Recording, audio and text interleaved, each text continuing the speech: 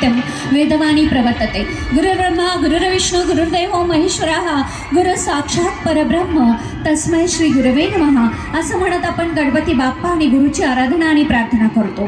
प्रत्येक विवाह संस्कार जेव्हा साजरा होतो तेव्हा त्यामध्ये सगळ्यात पहिले ही त्या वधूवरांची पत्रिका जुळवली जाते, अनुमिलन होतं आणि त्यानंतर पत्रिका छापल्यानंतर प्रत्यक्ष अर्थातच 14 विद्या आणि 64 कलेचा अधिपती गणपती बाप्पाला आराधना करत प्रार्थना करत पत्रिका अर्पण केली जाते आणि त्याला म्हटलं जाते हे विघ्नहर्त्या विघ्नहर्त्या सिद्धिविनायक आई आणि कार्यसिद्धीस ने। अर्थातच गणपती बाप्पा कार्यसिद्धीस नेण्यास सज्ज आहेतच।